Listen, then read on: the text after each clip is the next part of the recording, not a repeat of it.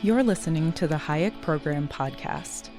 This podcast includes audio from lectures, interviews, and discussions from scholars and visitors of the F.A. Hayek Program for Advanced Study in Philosophy, Politics, and Economics at the Mercatus Center at George Mason University.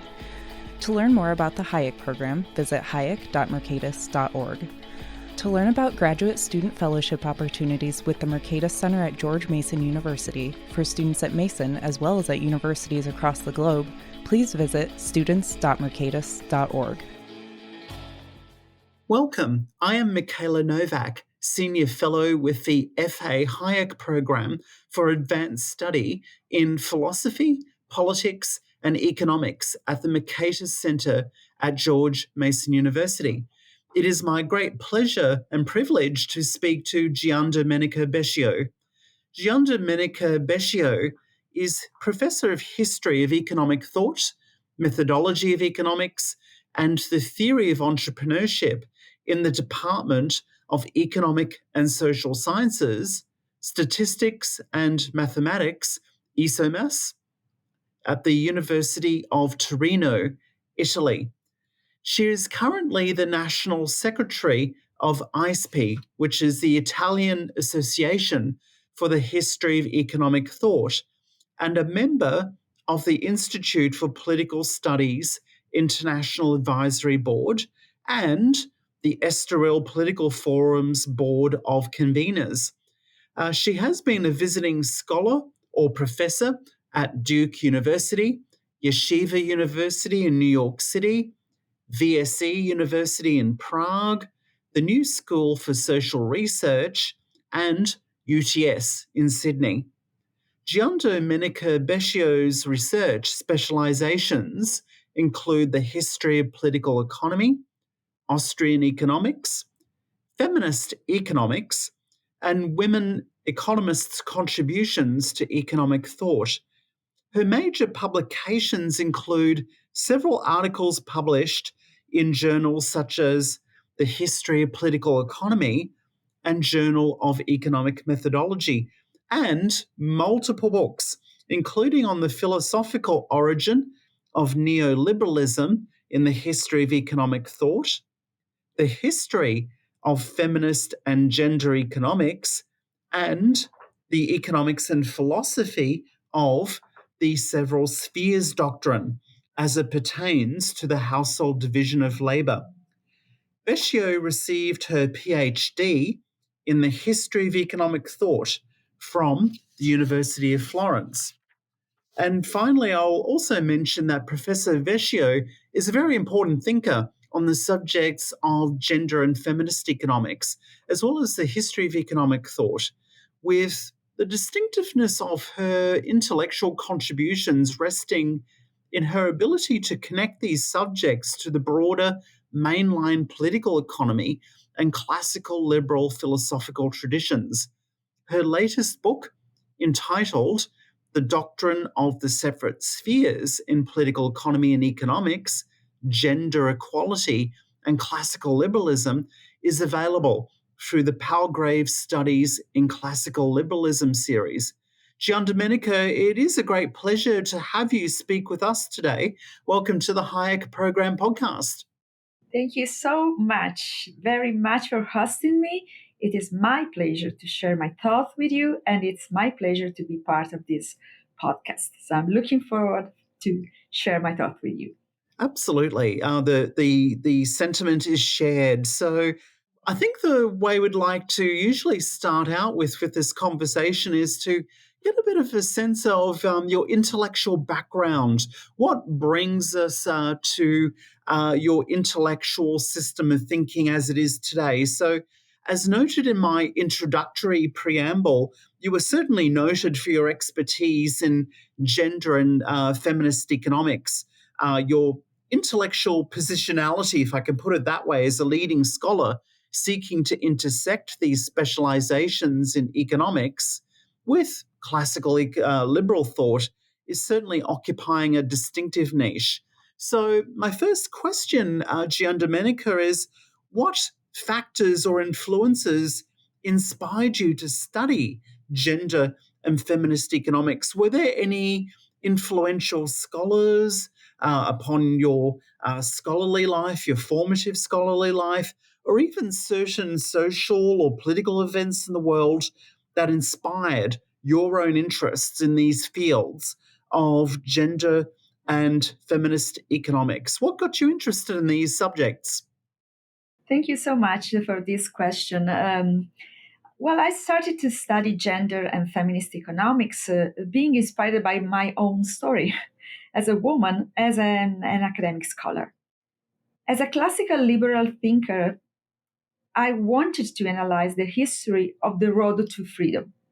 As an economist and an historian of economic thought, I tried to consider that history within my discipline and outside in the real world, in the market, in the social institution. Finally, as a woman, I experienced gender inequality, even in my privileged position. I experienced gender biases. I've experienced that sometimes young generations tend to take for granted women's rights without having a clue of what made gender equality possible, at least formally, and above all, without knowing that gender inequality still persists everywhere and in any sectors with many differences. So it's my own story, my personal story, and my intellectual story as a scholar. Yeah, thank you very much. I mean, that is actually extremely interesting. I mean, so your own intellectual story is a pointed case of a combination of your practical experience in the world, as you've mentioned, combined with scholarly interest, which I think would seem to me to provide opportunities for very productive sort of contributions to the field. I mean, you have a personal passion combined with an intellectual interest, and I think putting those two together combines productively. So, thank you very much for outlining that. Thank you. Yes, indeed. That's what usually scholars do. I mean, they try to combine their own personal experience with their intellectual interests. So Precisely, precisely.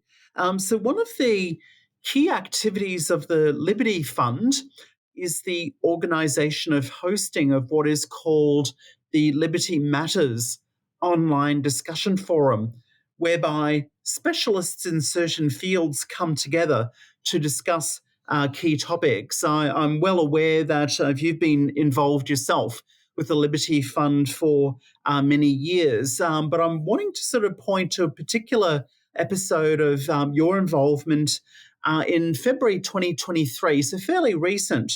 So here you were the leading participant for a discussion for the Liberty Matters opportunity, and for which, for reasons of disclosure, I'll also mention my own involvement in this, along with Jamie Lemke and Arnold Kling, in which you argued there that we as classical liberals and thinkers in general need feminist economics. Why is that? Why do we need feminist economics, Giandomenica? well, I think that, classical liberals usually agree on the fact that human beings are all equal, regardless of their gender, ethnicity, sexual orientation, income, and whatever. They tend to consider freedom more important than equality. However, classical liberals must admit that when a choice is the inevitable result of a constraint that is imposed and not chosen, freedom cannot but decline, and sometimes, depending on the nature of the imposition, it can collapse. Standard economics, based on the mechanism of maximization of a utility function, does not really clearly clarify the motivation of the persistence of the gender inequality.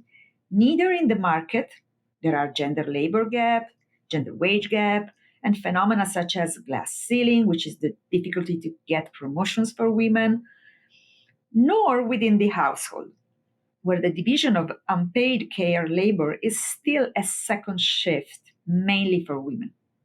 Rather, standard economics justifies somehow the status quo. Feminist economics goes beyond. the status quo and tries to explain the motivation behind agents' revealed preferences by introducing notions such as social pressure, gender stereotypes, discrimination, and self constraint. So the act of maximization may be rational, but not free per se. It implies freedom if and only if preferences are the result of a condition of liberty and freedom. For this reason, classical liberals, I think, cannot ignore feminist economics, and they actually need to find some way to converge or at least to talk with feminist economics. In spite of the fact that recently, in the last decades, the label feminism has been much more related with the, let's say, socialist or super progressive tradition. But from the historical point of view, the history of the ideas, the notion of gender equality does belong to the tradition of classical liberals. So why don't have a connection? That's my point, my entire point. Yeah. So your response is really fascinating, in fact, because it sort of prompts me to think of sort of two things. So the more immediate thought I had was that in 1995, the late Steve Horwitz wrote a wonderful paper looking at the ways in which Austrian economics and feminist economics share some intellectual complementarities. And one of the important ways which you've alluded to with your reference to utility functions was the way in which both Austrian economics and feminist economics both eschew reductive interpretations of the utility function as ordering human preferences. So from that, on that basis, if we have a sort of a richer sort of set of preferences, then we have the opportunity to actually bring in some of those more socio-cultural dimensions that may feed into our preferences, and gender has to be one. And so, just following from that, then I'm actually really fascinated by your interconnection that you make between freedom and equality. Now, if we think about equality, we're not necessarily thinking about equality of outcome, which, of course, many classical liberal economists and mainline political economists like Hayek and so on would decry. But we're thinking here of an equality of opportunity, or perhaps even more appropriately or appositely, an equality of interest. So it seems to me that if there are inequalities of treatment in a society with gender acting as the relevant variable which is driving that inequality, then that actually may have some risks with respect to the capacity of women in particular, but also men. In fact, we all have a gender, right, in terms of being able to exercise their agency. So I thought your comments here are really important in terms of linking freedom and equality, both properly understood. Yes, I'm glad that you mentioned, first of all, Steve Horwitz and his article. It was basically an article where he tried to, understand the possible similarities between Austrians and feminists. And I got very inspired by reading that paper at the very beginning of my interest for feminist economics and, let's say, gender issues within economic theory. Yeah, the second point is that, of course, freedom and equality should be somehow, analyzed in a much complex way rather than as a trade-off. There's no trade-off between them, and this is very important, especially for minorities in general. And you're right. You mentioned men as well. There are some places where men can be discriminated for several reasons. And we are talking about gender, but of course, the status of minority is also very complex. You can have double minority, a status of double minorities, for example. You are a woman and you are a woman of color, for example. And for example, you have a non-mainstream, let's say so, a non-majority status of about your sexual identity and so forth. So minority is a very complex concept, and it's very important that as classical liberals, we try to analyze which is the best way to guarantee both freedom and equality of opportunities for everyone, regardless of their status of minority, which is a fact. Yeah, indeed. And so I think that's very useful what you say, Giandomenica, because so the sort of the refrain of intersectionality can just be interpreted as having analytical properties that try to attend just to the concrete complexities that we experience in the world. And just a sort of final reaction, if I may. So thinking about the complementarities of freedom and equality, of course, we may well recall Adam Smith's interconnection between liberty, equality, and justice. So he saw these concepts as complementing, and we can argue so should we. So if we can probably now turn to the subject of your latest book, which is the Separate Spheres Doctrine.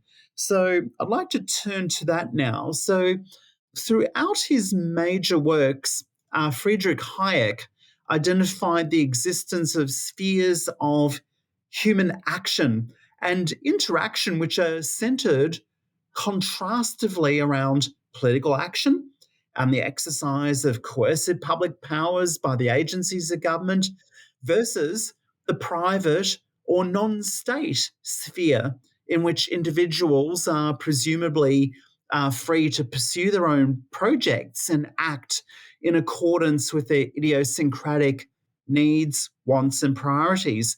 So your book refers to a sphere theory that is classified actually on a gender basis, a sphere for men's activities and a sphere for women's activities. So I'm interested in asking you, Giandomenica, what is the nature of the separate spheres doctrine as you describe in your book? Are you able to sort of flesh that out for us, please? Yes, thank you. Thank you for this question. Well, simply put, the doctrine of in my book, the doctrine of the separate sphere is an example of the so-called social construction of gender. It is rooted in the idea that public and private life are strictly separated. The doctrine asserts that certain areas of life belonging to the public sphere, such as the economy and the political arena, are best suited for men, while certain areas of life within the private sphere, the domestic sphere, are considered best suited for women. Indeed, according to the doctrine, if society is to be at its most functional and prosperous, men and women should adhere to the roles that align with their respective genders. Men are required to perform their skills in the public spheres, while women are required to achieve their abilities in the private spheres. As the public sphere was the domain of power and money, men traditionally assumed the roles of leaders and patrons over women, whose subjection was the natural effect of their placement in the private sphere. So, in my book, I describe, by adopting the narrative of the history of economic thought, how economists either reinforce or rejected the doctrine by specifically considering two intertwined phenomena. First, the role of women within the domestic sphere by performing their role of wives and mothers, being care providers, by performing unpaid labor.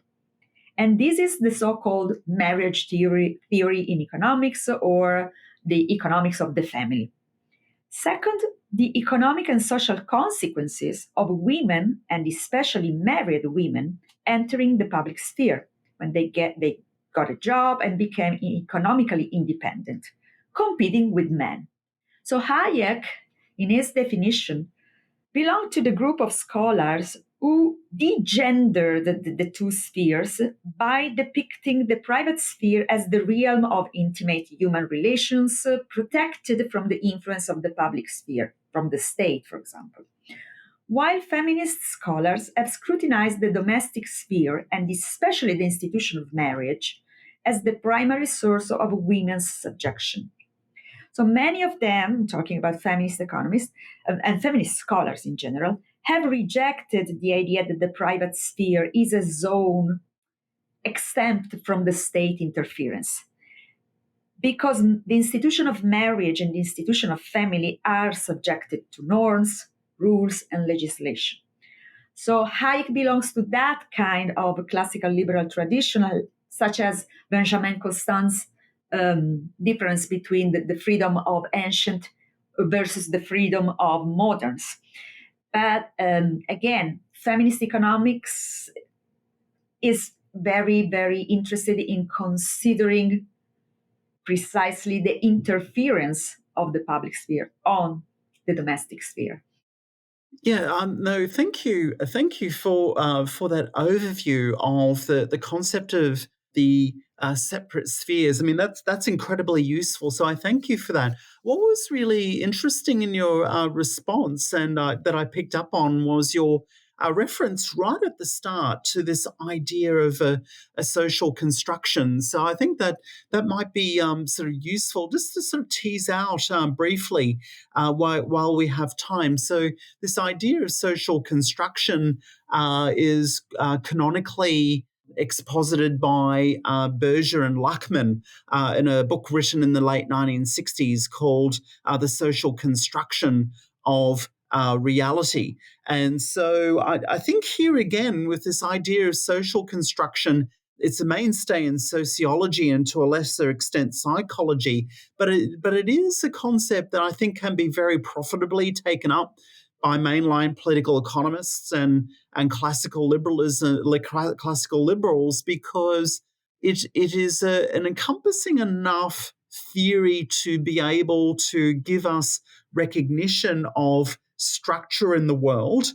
And that can include institutions that help sort of guide our expectations and behaviors, but also giving us enough room to exercise agency to change those structures, certainly to the extent that multiple numbers of people become socially aware, let's say, of the inadequacies of institutions, or that may include institutions being overly constraining of the things that people would like to do in their lives in terms of self-realization and self-actualization. And you can see here how gender is a really nice and interesting application of sort of social construction. I mean, obviously, gender is a sort of concept that sort of provides a certain and very important sort of form of sort of structure, right, in terms of our sort of cognitive understandings and our sort of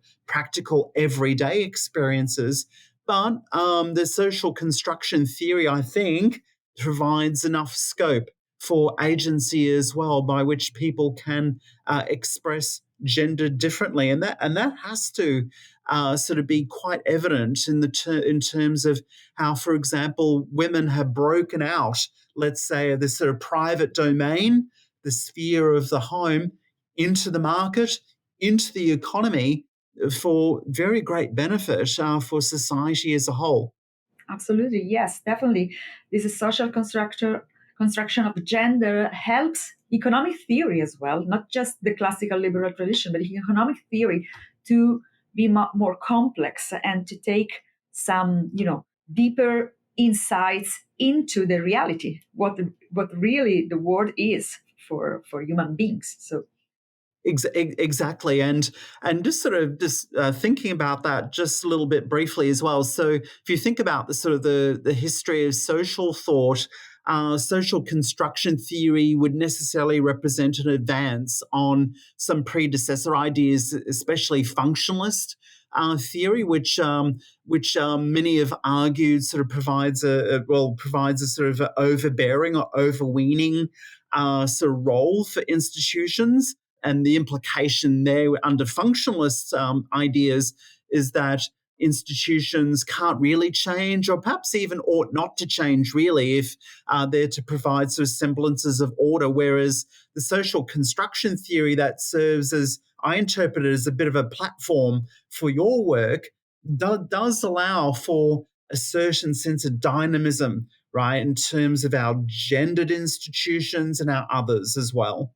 Yes, the key word is dynamism, of course, because social institutions are never, I mean, they can stay like that for ages, for millennia. Think about the institution of marriage, for example, and then they can change because, it's a combination of cultural, social, political, even exogenous factors, let's say.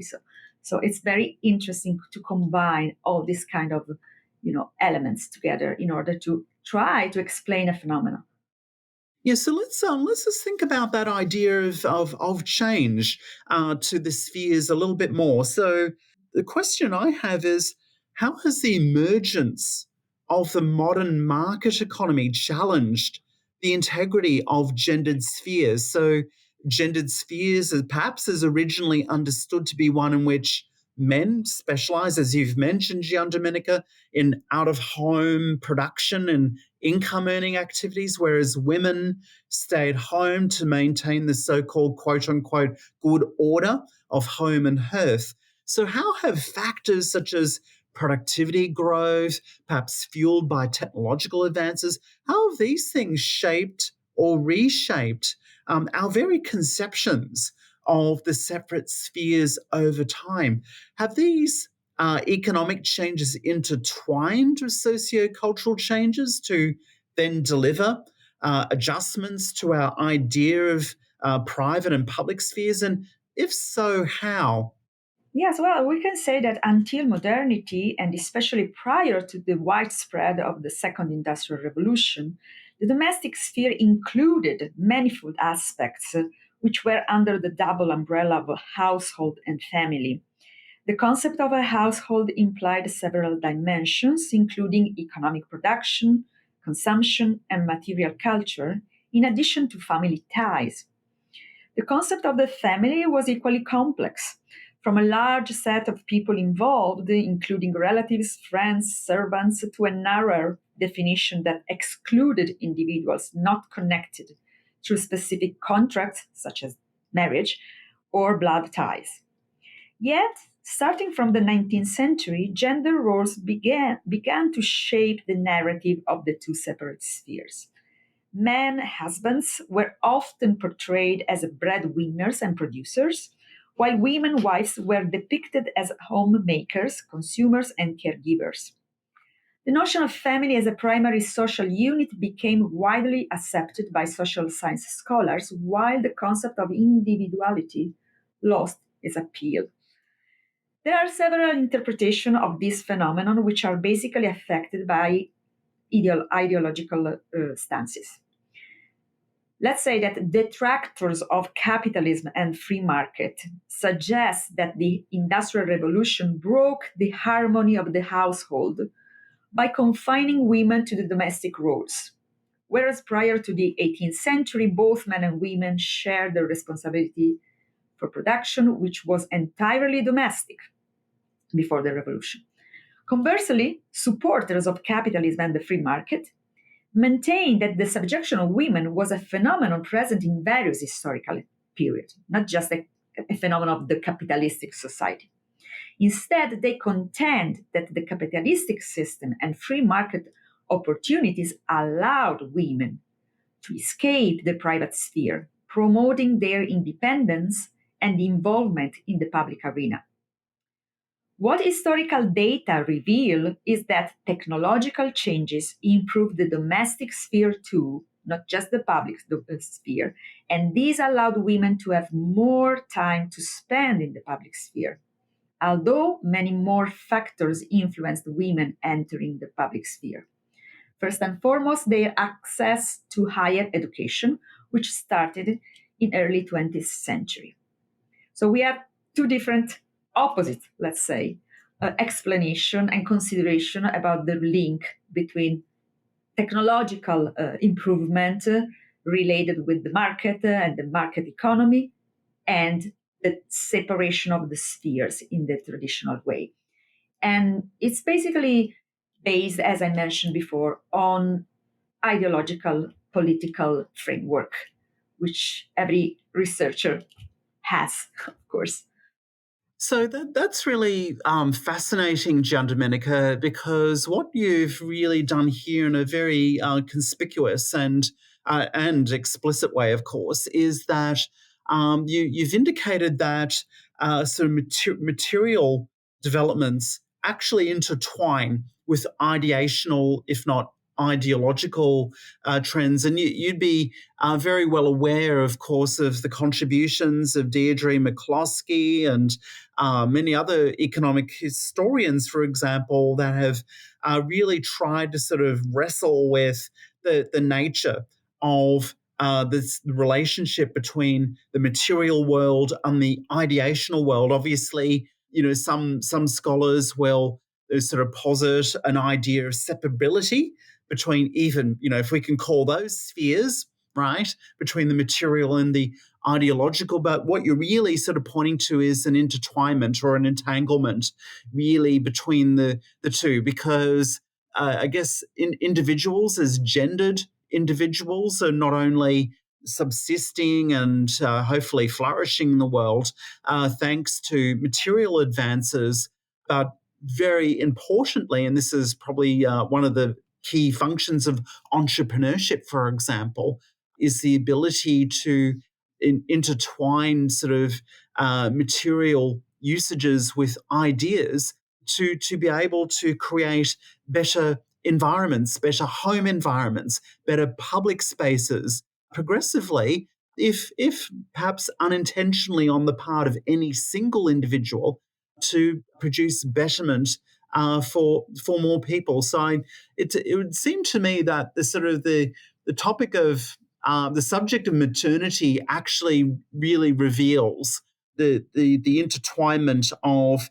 materialities in the different spheres of our lives, combined with ideas which have come together quite organically to produce better forms of social coordination and development.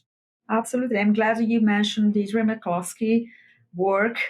That's precisely my point. I mean, the material progress is something that has helped humanity to prosper.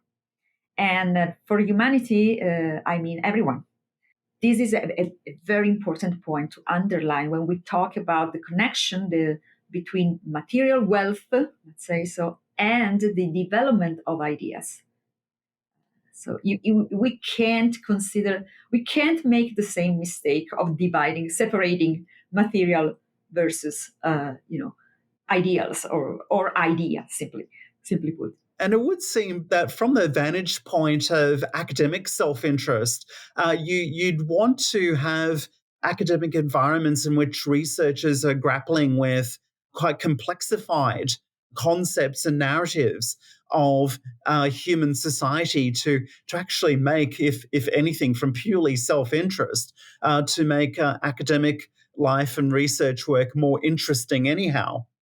So I got another question about this idea of the spheres and the nature of the evolution of the spheres. So a casual survey of contemporary trends identifies several ways in which the gendered separate spheres doctrine might be commanding some degree of recognition, if not esteem, among certain members of the public in today's world. So, for example, during the coronavirus pandemic, there were anecdotal reports of households reinforcing certain gender roles whereby, for example, women spent relatively greater amounts of time toward the care and education of children, as well as maintaining home life.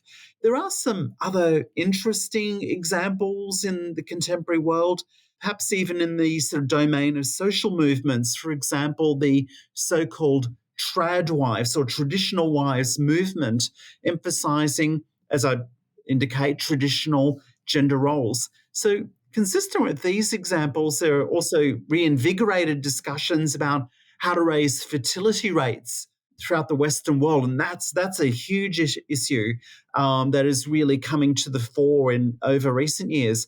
So I'm actually wondering. I've nominated a few different examples, but are these examples rather isolated or fringe issues in your opinion, or do they suggest that the separate spheres doctrine retains some relevancy today, even in the face of the immense economic and socio-cultural changes, as we've just previously discussed? What do you think about this? Well, I think that the doctrine of the separate spheres never dies. And what you mentioned are not isolated examples. They are part of the so called maternalistic approach, according to which the primary task of a woman is to be a mother. And this maternalistic approach still persists in gender stereotypes, as well as in some political agenda of some governments today in charge. You rightly mentioned those aim to promote, mainly in a propagandistic way, fertility. And some of them are also blaming women who are not following this maternalistic approach. And the maternalistic approach is just the other side of the same coin of paternalism.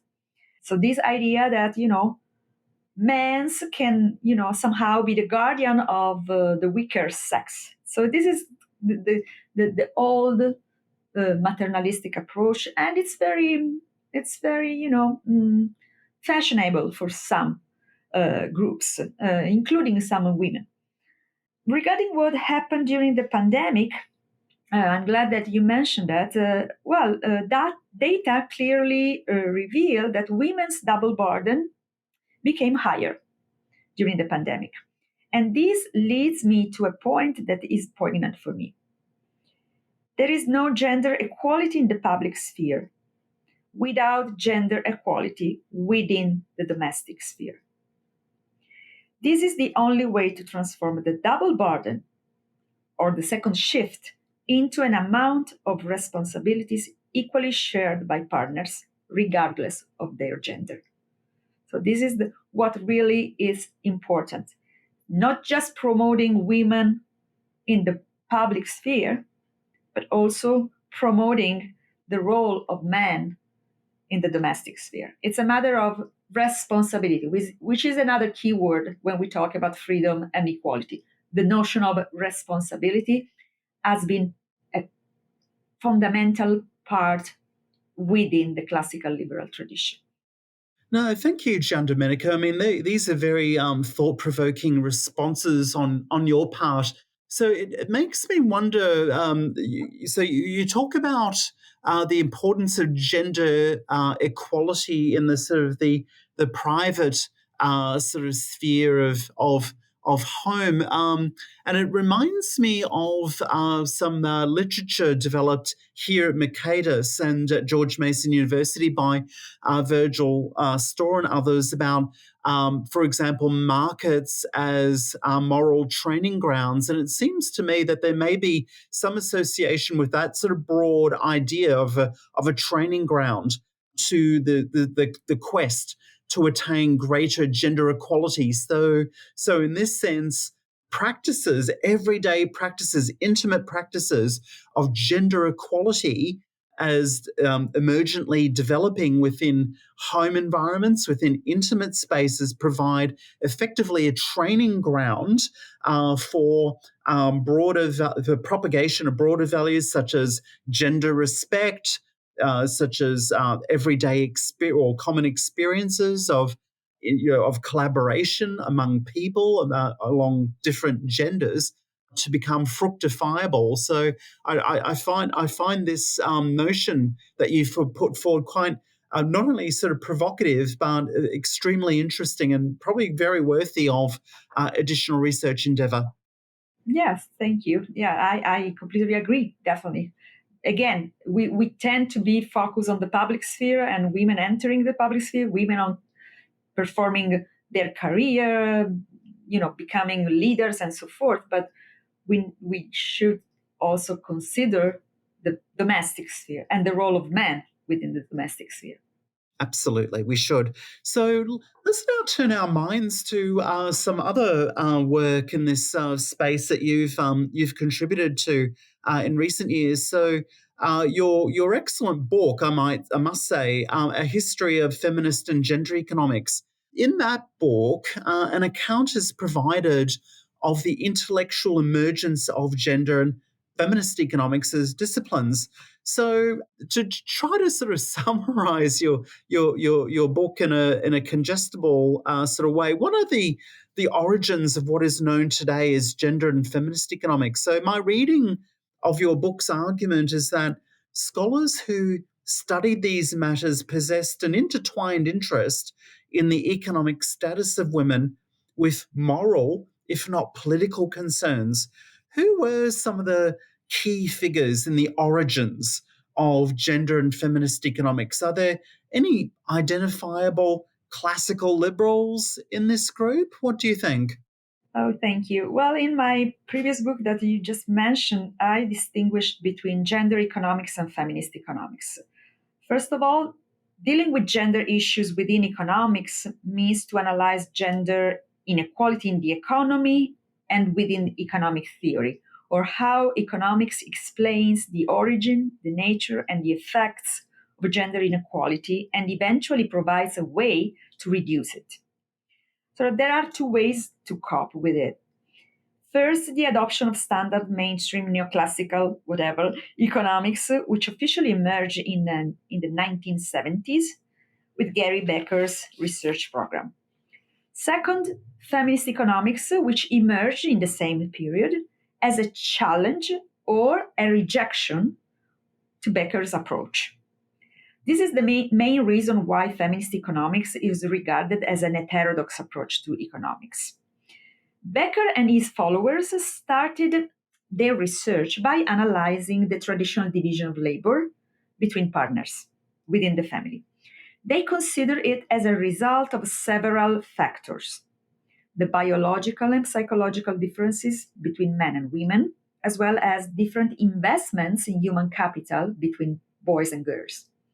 They especially insisted on the natural propensity of men to fulfill their expected utility function in the market, in the public sphere, vis-à-vis the natural propensity of women to fulfill their expected utility function in the household.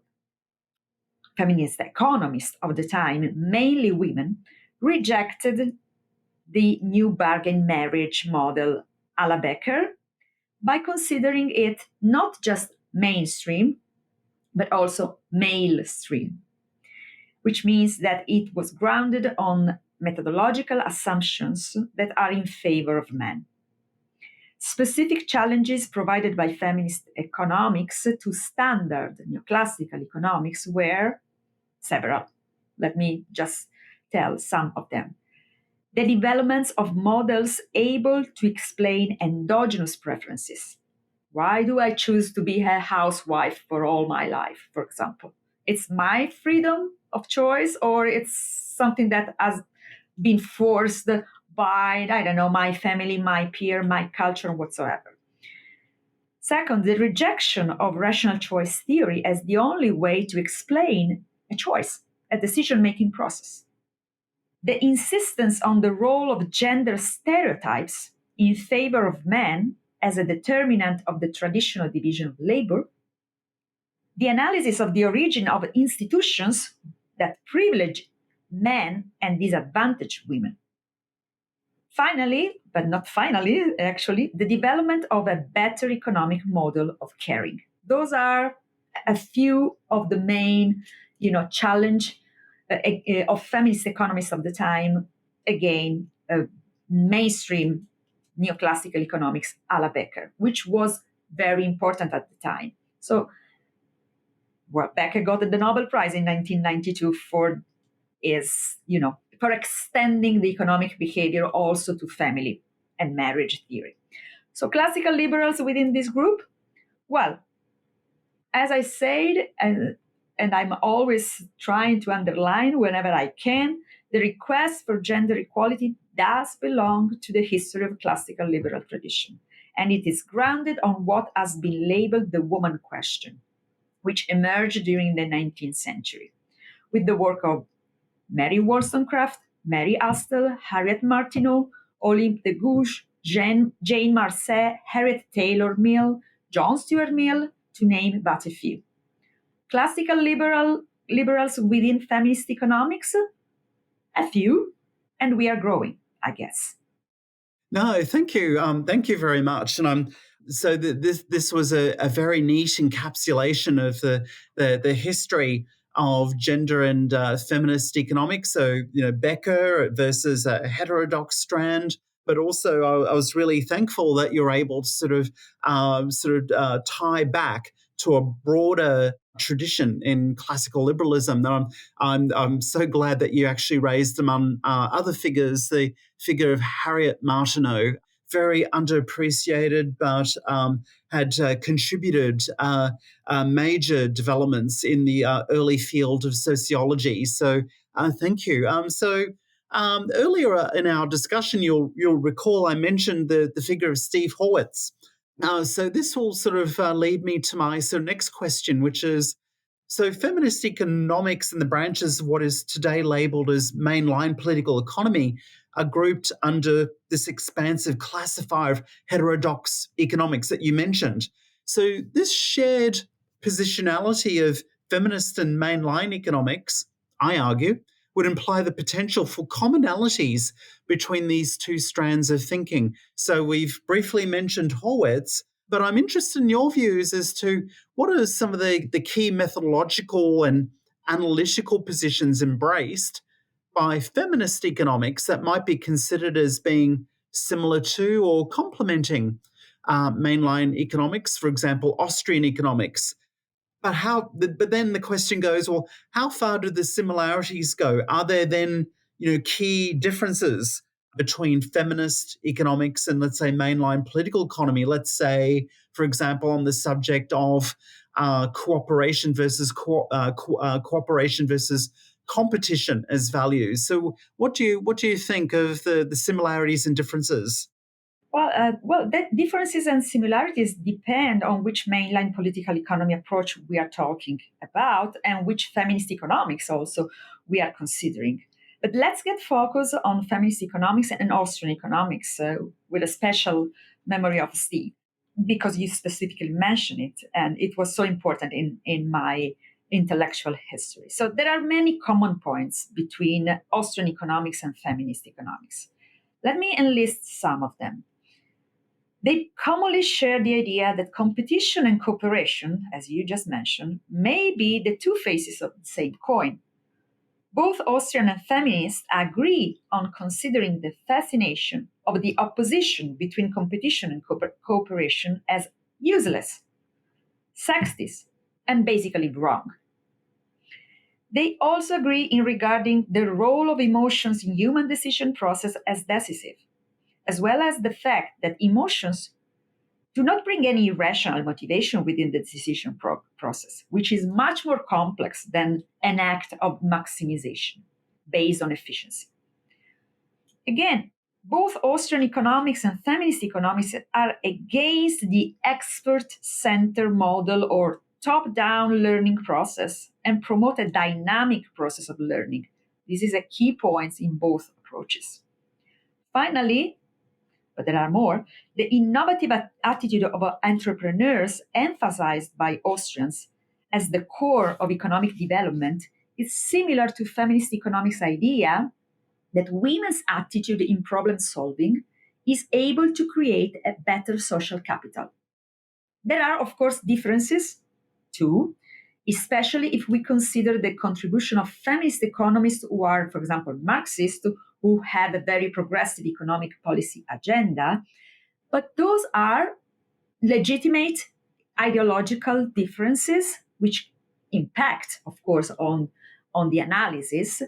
But I do believe that what I've just mentioned are really helpful in trying to find a convergence between Austrians and feminists within economic theory. And of course, there are many more similarities and differences between other heterodox approaches and feminist economics, for example, post-Keynesians, sense capability approach, and so forth. But as you mentioned, and we are here, I really like to stress out the possible convergence between Austrians and feminists. No, that's excellent, and thank you for mentioning the point about the contribution of women to social capital, because it jogs my mind to recall, hopefully for the benefit of listeners who may be interested in reading. There was a paper that was produced not long ago, maybe about 3 odd years ago, by Pills and Schoenegger in the journal called Episteme.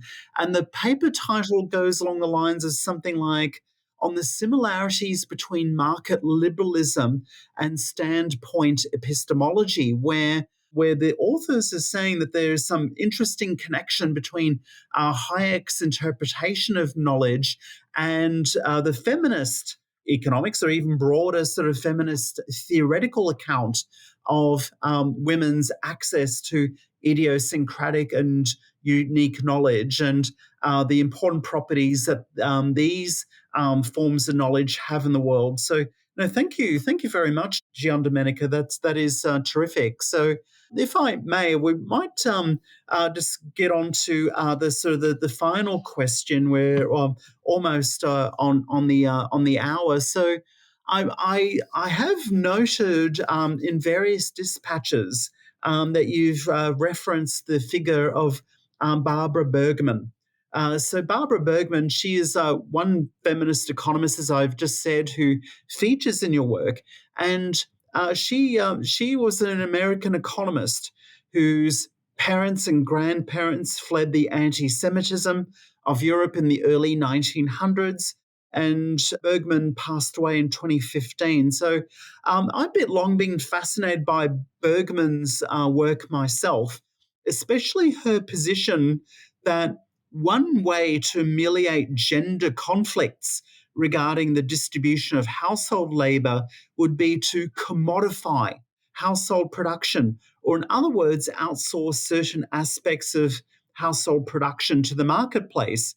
So, for example, just as a sort of a weird sort of little example, if a haircut at a commercial hair salon could replace the old pudding bowl hair cutting techniques performed at home, people might think of the image of the movie Dumb and Dumber with Jim Carrey as the figure Lloyd Christmas with the pudding bowl haircut. So if a hair salon can replace hair cutting at home, then other possibilities surely abound, such as reallocating childcare activities to for-profit or not-for-profit providers outside of the sphere of the home environment. So what do you see as being some of the core contributions of Barbara Bergman? And are there any ways in which she provides insights of potential value to students of mainline political economy?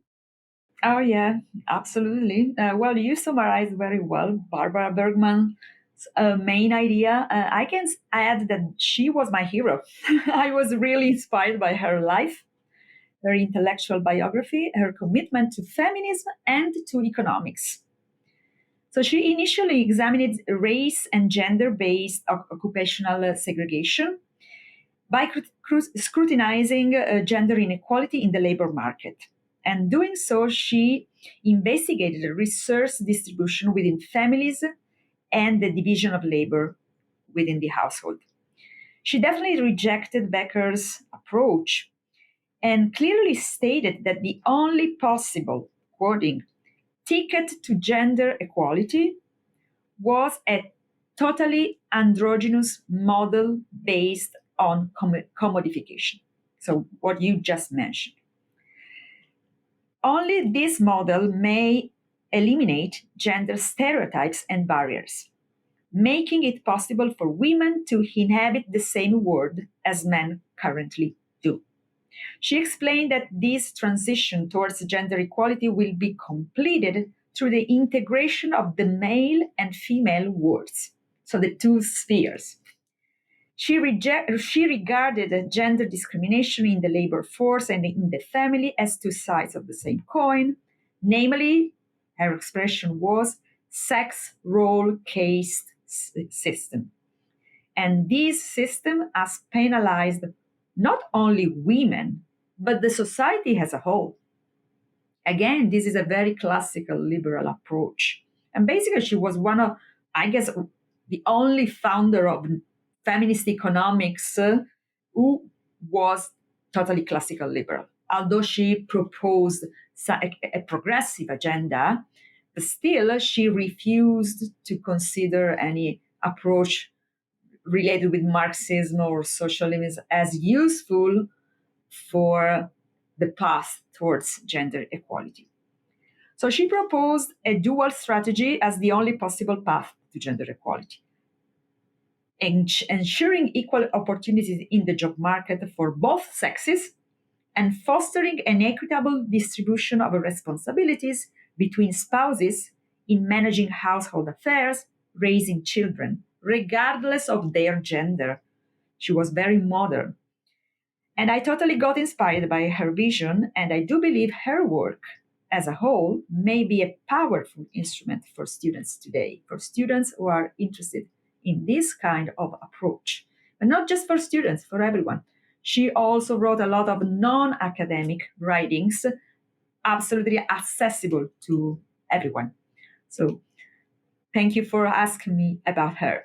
Oh, for sure. And I was going to say in passing that Horwitz and Bergman as role models is a very powerful foundation for modern social scientific inquiry. So that's fantastic. So look, I sincerely thank you, Giandomenica Becchio, for your time and crucial insights into the gendered nature of economic behavior and the influence of the separate spheres doctrine in intellectual history. Giandomenica's latest book, The Doctrine of the Separate Spheres in Political Economy and Economics, Gender Equality and Classical Liberalism, is available through the Palgrave Studies in Classical Liberalism series. Giandomenica, thank you once again. Thank you very much for having me. It was my pleasure. And I hope this helped students and people interested in gender equality and classical liberal tradition. Thank you so much. Absolutely. It's a pleasure. Thank you.